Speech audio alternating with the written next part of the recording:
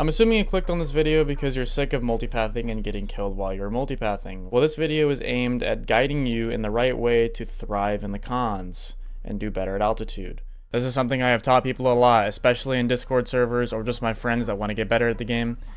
You have an advantage over your enemy if you have altitude. You go up to twice as fast and your missiles have 3 times the range, and if you are top downing them, they can't multipath your missiles and they just eat them. Not only is this method really efficient with any sort of Fox 1 or Fox 3 missile, but it also can work with really any missile in the game. The point is, if you are top downing someone and they don't know you're there, they're going to eat your missile most of the time because they just can't react off of it. Before we really get into this, I suggest you have autosave replays on and record rewindable replays turned on in your settings.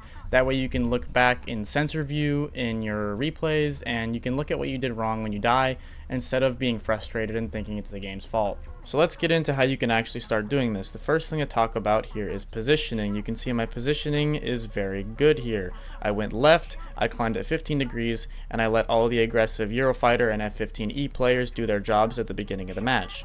Therefore, I am not the center of attention, and I can go ahead and do my thing now. You can see here the initial first BVR joust at 25 miles is over really, and all the people on the enemy team that were participating in it are now either on the deck or turned around completely, so the cons are pretty clear except for the stragglers in the back here that are about 20 miles away. I do have a missile warning, but that's just because the MAW system on the J-11B is so awful. As I start to commit here to the people on the deck on the right hand side, I notice a guy committing to the center of the map at altitude, probably from the first initial BVR engagement, so I ripple off a PL-12 at him and crank to the right in case he shoots back at me.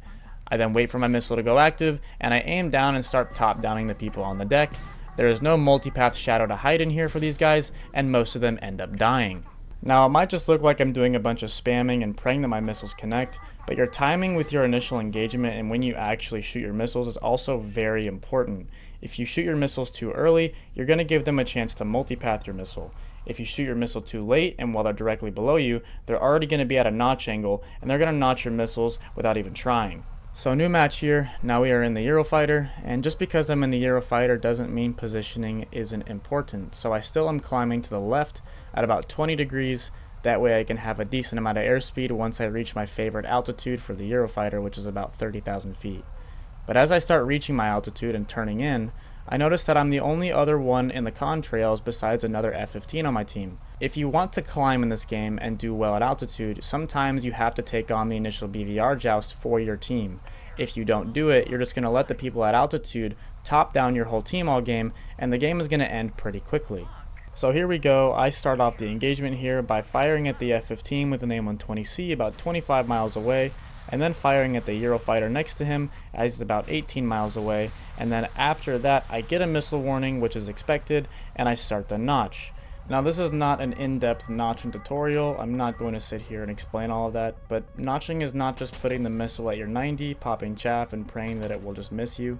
You need to do a little bit of extra work. As you can see here, I'm changing my direction of travel to confuse the velocity filter on whatever missile is tracking me and popping chaff intermittently, and this actually results in a proper notch. Simply just putting the missile at your 90 won't work because of inertial guidance. It's going to predict your flight path and it will intercept you wherever it thinks you're going to be, which usually 90% of the time is right in your dome. So throughout this match, I've maintained pretty good positioning up until right here where this Rafale, who is hidden by the amazing spotting system, pops up out of nowhere and shoots a meek at me. Luckily, I see it early enough, I roll over and notch it, and when I try to engage him again, he hits the water instead. So I shoot an AMRAAM at the F2 down here on the deck, but because the aspect of the AMRAAM shot was more frontal, he notches it and multipaths it without even trying. But then he gives me his ass, so I shoot an AIM-9M at him, he doesn't see it, and it hits him right in the canopy. But now my positioning has shifted from good to not so great. There's a Eurofighter on my 6 who shoots an AMRAAM at me, and because he's so tunnel visioned on chasing me, he actually dies. I then notch his AMRAAM, and I take that as a ticket to get the hell out of there and start climbing again. Just now was a great example of something that you need to be able to do in order to thrive at altitude, which is reacting quickly. You can see I wasted no time defending that AMRAAM. As soon as I saw it, I cranked into the notch and immediately knew what to do. I don't want you to take that as me saying that you need to be able to know how to defend everything as soon as it happens at altitude, because that's not really possible. I still die all the time. But what I am saying is that it will come over time the more you fly at altitude and the more you learn through trial and error. Moving forward, we have another engagement here with this Eurofighter off our nose. I shot an AMRAAM at him, and instead of shooting back, he turns around and starts running away. The only problem with this is that we're at not that much of a separation. We're at a very high altitude and a very high airspeed, and my AMRAAMs have absolutely zero drag. Therefore, he can't actually outrun this, and it hits him right in the ass. I am now the last person on my team, as my F-15 buddy just got smoked by an Su-27, so what better thing to do than go fly over their airfield? I find a Eurofighter exiting their airfield, and I shoot an AMRAAM at him straight top down. This is a perfect example of what a good top down looks like. I'm at 30,000 feet and he is at 5, but because the angle is so perfect, he can't actually multipath it, and it just kills him anyways.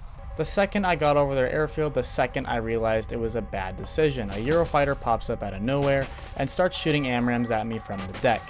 I take initiative and I start notching them vertically because that's the only option I really have. I notch the first one perfectly and I start committing to try and min-range any more AMRAAMs he has. He fires a second one at me and I attempt to do the same thing, which is notch it vertically, which I do perfectly again.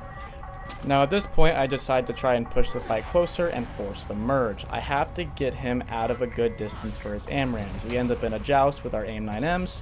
We both flare each other's AIM-9M, and we end up in a dogfight. Now lucky for me, I have 2 minutes of fuel, which means I am very, very light. As much as we are in the same plane, I am much lighter. Therefore, I force the one circle to try and end the fight quicker. I get my nose on him, I lock him with IRST, I get the Pipper on his canopy, and we get the kill. Now, like I said, this method can really work with any plane in the game. It's just that some planes are going to require a little more patience and a little bit of a different playstyle than others. As you can see here, I'm in the Hornet. I am not at 30,000 feet because it doesn't do that great at that altitude. I'm more or less at 15,000 feet, but just because I'm at a lower altitude doesn't mean that people still aren't going to be 5 feet off the ground giving you free kills. As you can see, I killed the Mirage that was 5 feet off the ground. I then shot at the Eurofighter, who was multipathing for no reason. I get the kill on him as well, and then I defend because I'm in a pretty bad situation there.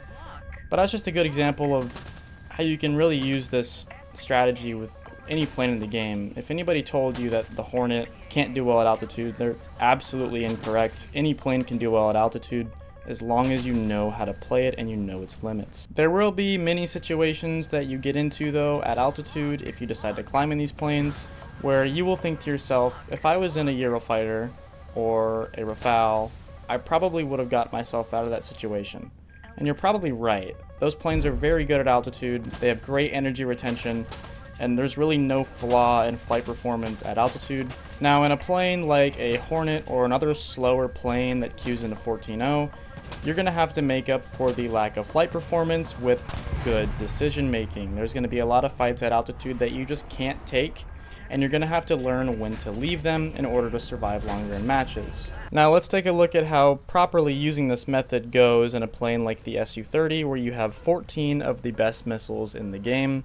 As you can see, I'm still climbing left at about 15 degrees, that way I have a good amount of airspeed once I reach my favorite altitude.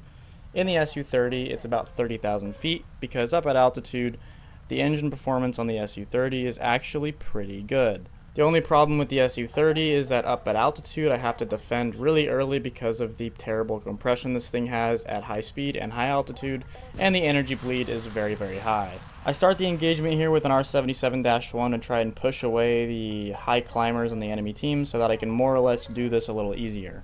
The F-16 that I shot at is starting to turn away now, which means the slaughterhouse is open. I shoot at 2 aircraft that are at medium altitude. I get a missile warning from the now dead F-16, and I start turning away to notch it.